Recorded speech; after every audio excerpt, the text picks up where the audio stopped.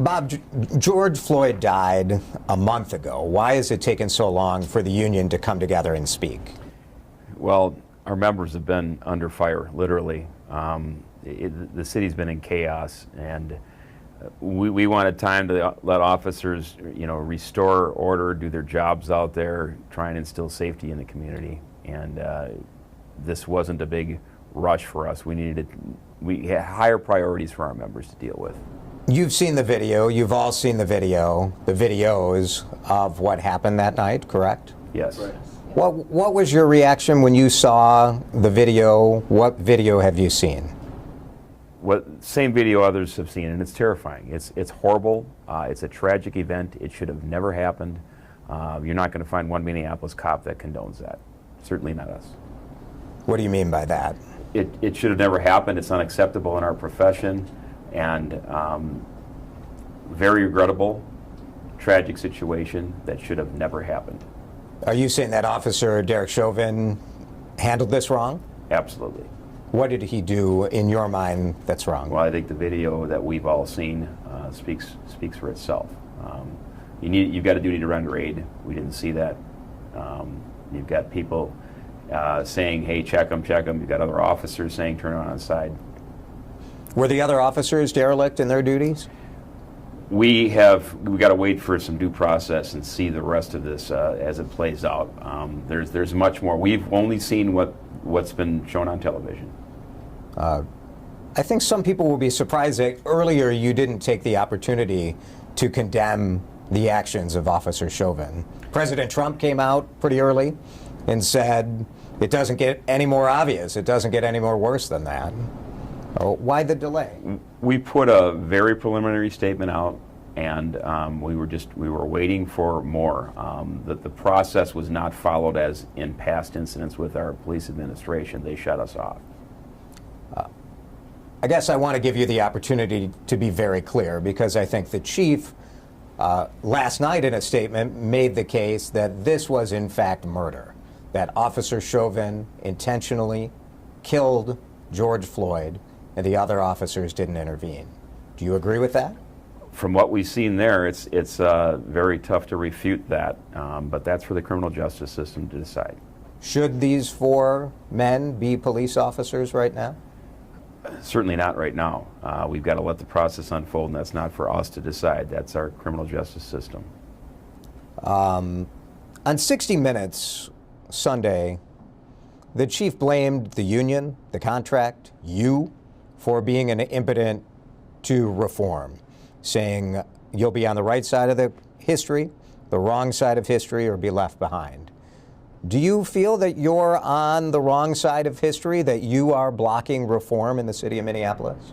I would say that we're not. We have always been willing to come to the table and try to discuss changes, come up with ideas.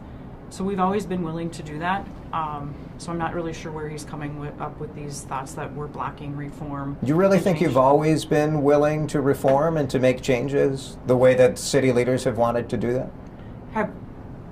We're always willing to have those discussions and work towards a common goal. I would say that with this current city council, that has not always happened. Well, it's different to say you're willing to have conversations and work towards a common goal when the two sides don't have a common goal. Well, sir, I'm glad you said that, because they blamed us and said that we're not part of reform and there's systematic changes that need to be made.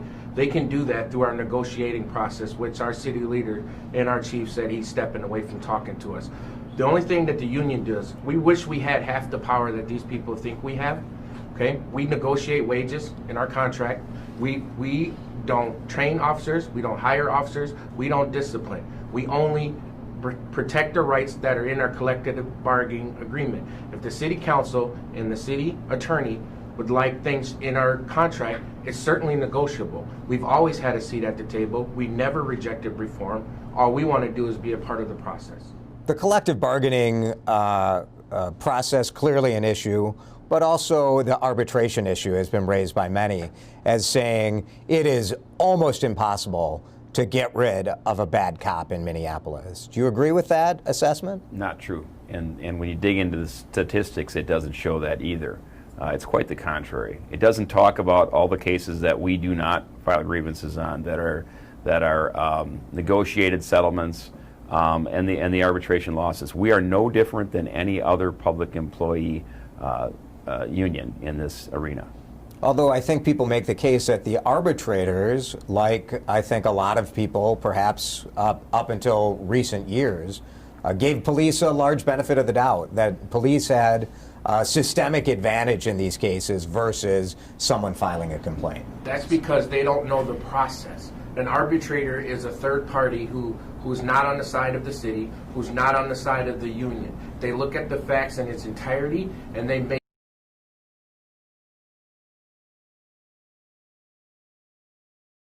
process was valid, and they find out that the termination of an employee was valid by the administration. They uphold it. Recently, we're only at about 50% or 53% of arbitrations go in our favor. So I think a lot of people have a misconception of what the arbitration process is like, and they need to get more informed on what's actually happening. So right now, we're looking for people. Right now, the city leaders are looking for scapegoats, and they're blaming everything on the process that I have to mention they have been a part of since the very beginning. These negotiations last months, sometimes year and a half at a time. They're at the table. And for them to turn around and blame the union for what happens when somebody does something ill-advised or fatal on the street, to turn around and say, well, it's the union's fault, that's just absolutely not accurate. It's not fair, because we're at the table sitting with them. So if it's our fault, they need to accept some responsibility. How does an officer like Derek Chauvin remain on the job then? We're not representing him. Not now, but prior to this Memorial Day killing of George Floyd, he had many, many complaints filed against him. And you need to take into consideration who actually investigates those complaints. And you need to take into consideration what the basis of those complaints are. When an officer gets a complaint made against him, it goes to either the MPD's Internal Affairs Unit or the Civilian Review. At no point does it come to the union. So when we talk about Officer Chauvin's 17 or how many other complaints, those were investigated by the administration or the Civilian Review. None of it came to us. And only 2 of those complaints were ever sustained. That's and they the were big at a difference. coaching level. Sustained versus not, and that's like Anna said, entirely in the hands of the administration and the Office of Police Conduct Review. The Federation didn't fight any of the Chauvin cases. There was nothing in there that we had a role in. And to further that point, up until this tragic incident occurred, there were upwards of 45 cases waiting for final discipline at the chief's level. So we talk about timeliness. We talk about these bad officers that the union apparently stops from getting terminated. There were 45 cases, some upwards to almost 2 years old, sitting at the chief's office. So I think the breakdown isn't always on the union. The administration needs to take some responsibility. Is the union seriously making the case that you would like to see police administration discipline more police officers more aggressively? That's what I'm hearing here. Right, I'd like them to follow the process that they laid out. There's officers that have these complaints for years hanging over their head. They just want to see the end. They want to know every day that they go to work that they have this complaint hanging over their head, but the administration hasn't made a final determination. So it could be any day they walk into that door with discipline. They have no idea. It's just a shadow hanging over them. Our investigative process and disciplinary process lies totally in the hands of city leaders. We just ensure due process for the members, no different than any other public sector union. It's certainly not how you guys are being portrayed by... Of course not. And it's a false narrative that needs to be corrected. The city is trying to scapegoat the Federation that we are to blame in this, and it's simply not the case. Let's talk about the perception that the union, and specifically you, Bob Kroll, are a racist.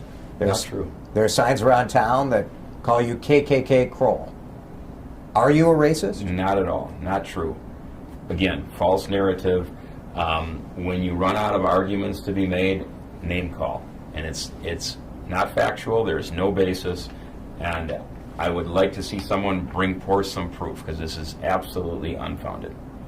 Well, there's the lawsuit that was filed that goes back to, I think, 2007 or so. It was the current chief who filed the lawsuit against the department.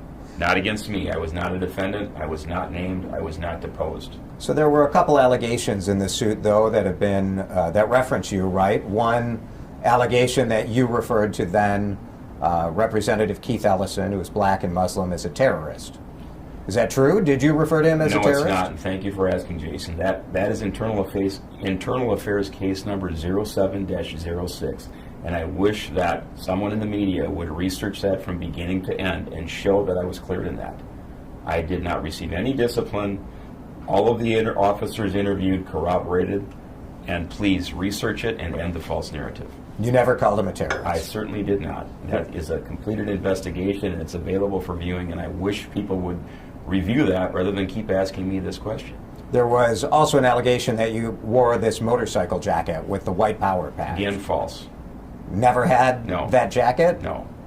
You had a jacket that didn't have a patch, or no jacket? I'm sorry? So did you have I don't have a jacket with patches on it. no white power patch sewn into it? No. Never. Were you a part of that City Heat motorcycle club? I still am, and they do wonderful things. That club has raised nearly in excess of $250,000 for officers, families in need over the years. In fact, officers of color. People who are speaking out now and have over the last several years, they portray you and say you're a racist, and they say you were a violent cop and bring up various disciplinary actions, especially early in your career in 94 and 95. Is this stuff fair? My record is completely available for viewing, and please, again, tell me where I have sustained complaints and received discipline. I have a clear record. There has been allegations, but at the end of the day, I have never received discipline. That's the key here. Because of all of these allegations, are you the right person?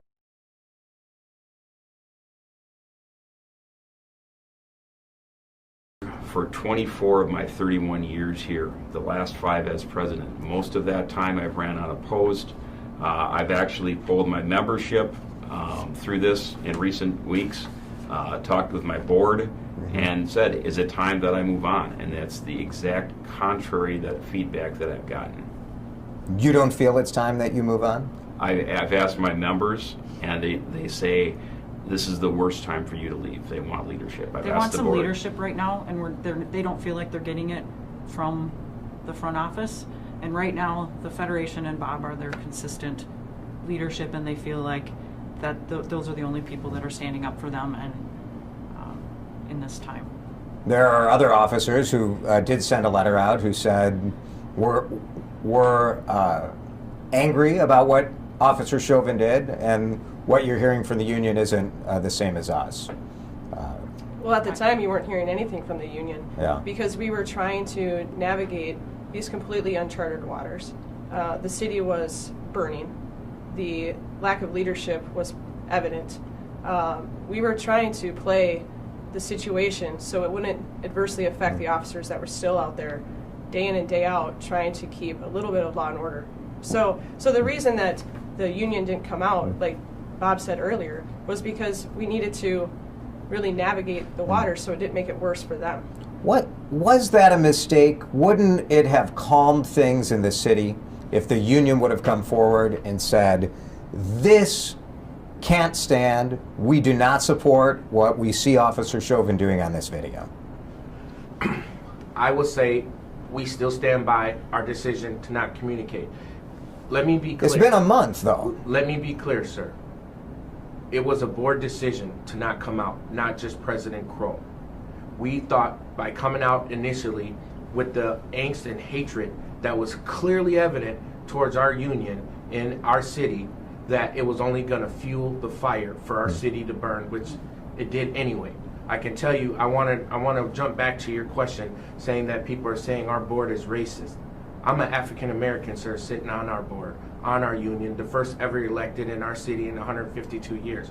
We're making progress. My police department, the Minneapolis Police Department, is not racist. Sure, we have some things to gain on, as we need to do every day on progress. We have a black attorney general. We have a black police chief. I'm on the union as the first black ever. And our city council is very diverse.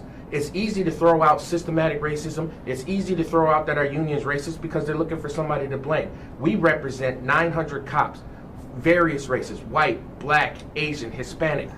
We're not racist. All we do is represent the rights of our members, and I want that to be clear.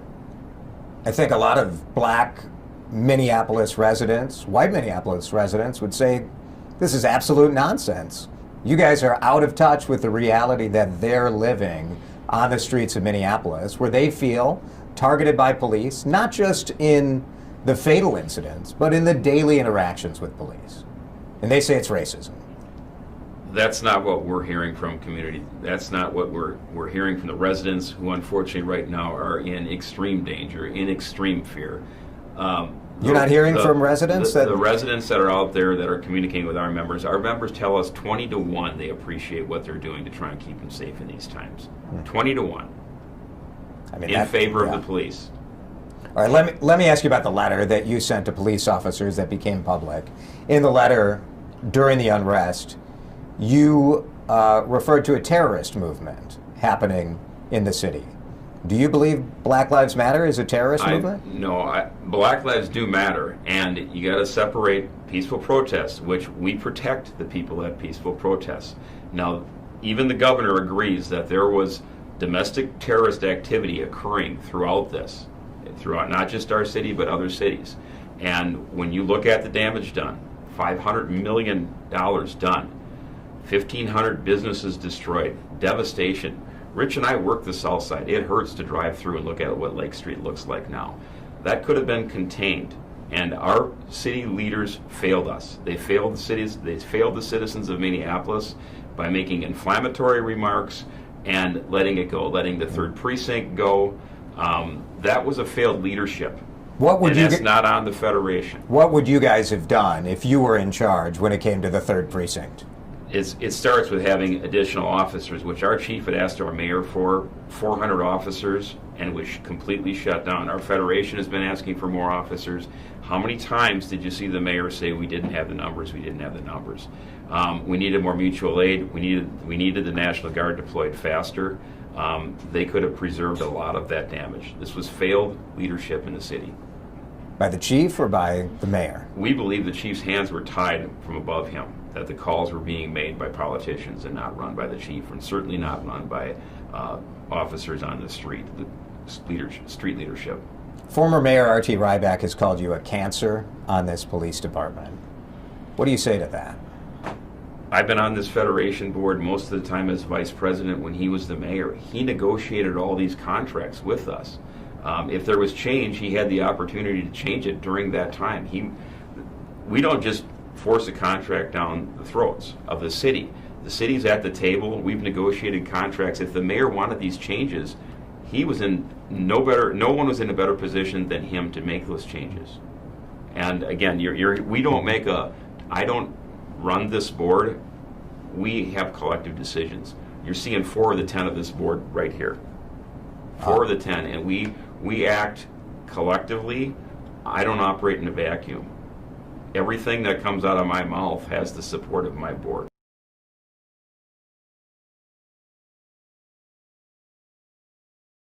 Yes. And what do you say to them? Well, Cheryl and I met with Officer Chauvin the day after, just as to lay out what our process was, and that was it. Did he express regret or remorse? He didn't really say anything. He didn't really say anything. We just provided him, here's what this process looks like, and it's a lengthy process, and you got to let the process work its way through. Did you reflect on the fact that many people in Minneapolis blame the police, blame the union for the fact that in their view things aren't changing? That you look at all of the incidents starting at Jamar Clark, and then Philando Castile wasn't your department, but another incident in our area. I think sometimes we focus on the deadly incidents because those are the ones that shock everyone to pay attention. But from people I talk to, it's the day-to-day interaction where people feel targeted, whether it's being pulled over because they're black whether it's a more violent pushing, shoving interaction with police because of their race. I think that's what wears people down a little bit, and they blame police, and they especially blame the union. And you guys are telling me that it's the administration could have done a better job negotiating out of this. Is that right? Do you accept any responsibility in what is going on in the city? We accept no responsibility of what's going on in our city. Our city leaders are the ones that are making the decisions day in and day out. We only protect our members' rights. Now, they need to accept some responsibility for the failed leadership, the failed policies, and the failure to give us the cops that our chief has asked of them for multiple years. Now, as early as yesterday, you saw our chief and our mayor come out and say we're getting help from multiple different agencies. So is the council telling us that it's okay to accept cops from every other department around the metro area to help with our problem in our city, and that's okay, but you're not going to give us the resources to hire more cops to protect our own city? I think we need to look at the view that our city is portraying, our city council and our mayor is, and understand there's a stark difference in reality. The reality is we need more cops.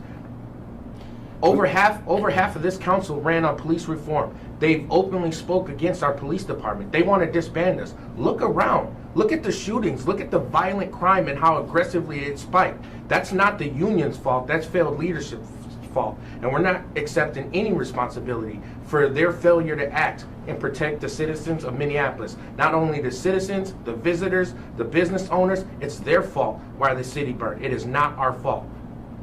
We don't hire, we don't train, we don't impose discipline. It's not like we can tell the training unit, we don't like this training, don't give it to the cops. Well, because at the end of the day, they make the decisions, and they make us go to this training. But the And we city, go to the when the training. city decided to not do the warrior-style training, you stepped up and said, we'll provide the warrior-style training. On a podcast that I listened to recently, you sounded like you were making fun of de-escalation, saying that cops aren't programmed that way, to back down and back away. To the warrior training portion of it, we invited city council to come and have that training as well, so they can understand what it is. I mean, we're getting lost in the title of that training because it says warrior training, and it's scary. But it is the opposite of de-escalation, But right? Which it's seems not. to be... It's not. It's recognizing the situation you're in and recognizing what kind of response you have to give to that situation. Bob, what do you say to that about the de-escalation? We though? invited all of the city council and the mayor and community members. Some community members attended it to give them a better understanding of what that truly was. And it's a bad label. That's it. It's survival training. And if they would have taken the time to attend, free on us, lunch provided, they chose not to. Bob, City you don't leaders. Bob, you don't live in the city of Minneapolis. Only 8% of officers live in the city. Should that change? If I could take that, let's also be honest, the chief doesn't live in the city either. So, should it change? I don't think so. I mean, at the end of the day, if we live in this city, that means we have to shop where the criminals that we arrest also shop. And I don't know about you, but I certainly don't want to go to Cub Foods with my two beautiful little girls and run into somebody that I've arrested for sex assault, shooting somebody, using heroin. I don't need to put my children in that kind of danger. I mean, Minneapolis police arrest people from all over the state, though. It's not like you're hidden from that potential encounter. But it's more likely because the residents that we do arrest, the people we do arrest, predominantly live in Minneapolis. So it's our choice, right? I mean, we're still U.S. citizens. Give us one reform, one change that's been talked about that the union would support to move forward. We're willing to sit down and talk about any reforms brought to us. We're not the ones calling for reform. We've always had a seat at the table. We've always offered a seat at the table. Police Community Relations Council went on for years. Our Federation Board was at the table there. Our members were at the table on behalf of the Federation. We're open. We're wide open to have the talk.